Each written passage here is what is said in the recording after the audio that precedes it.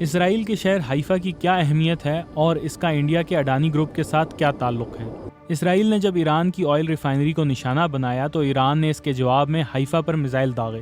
یروشلم میں موجود اسرائیل کے امور کے ماہر سینئر صحافی ہریندر مشرا کے مطابق حیفا اسرائیل کا تیسرا بڑا شہر ہے۔ اس میں اسرائیل کی سب سے بڑی آئل ریفائنری ہے اور یہاں گوگل اور مائکروسافٹ جیسی ٹیک کمپنیوں کے دفاتر بھی ہیں۔ اسرائیلی میڈیا رپورٹس کے مطابق حیفا کی ریفائنری کو چلانے والے بازان گروپ نے کہا ہے کہ اسے رات کے وقت ایرانی میزائلوں سے نشانہ بنایا گیا جس سے پائپ لائنوں اور ٹرانسمیشن لائنوں کو نقصان پہنچا۔ بازان گروپ کا یہ بھی کہنا تھا کہ آئل ریفائنری کا کام جاری ہے لیکن سائٹ کے دیگر حصوں کو بند کر دیا گیا ہے۔ آئل ریفائنری کے علاوہ حیفا میں اسرائیل کی اہم بندرگاہ بھی ہے جو اس شہر کو کئی لحاظ سے اہم بناتی ہے۔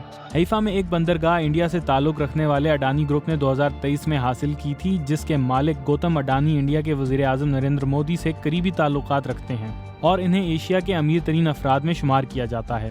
اس بندرگاہ کا 70% حصہ اڈانی گروپ کے پاس ہے جبکہ 30% اسرائیل کے ایک کاروباری گروپ کے پاس ہے۔ پہلی جنگ عظیم کے دوران برطانیہ کی جانب سے لڑنے والے ہندوستانی گھڑ سوار دستوں نے حیفا شہر میں ترکی، جرمنی اور آسٹریا ہنگری کی مشترکہ افواج کو شکست دینے میں کلیدی کردار ادا کیا تھا، جسے تاریخ میں گھڑ سوار فوج کی آخری بڑی لڑائی کی مثال کے طور پر بھی دیکھا جاتا ہے۔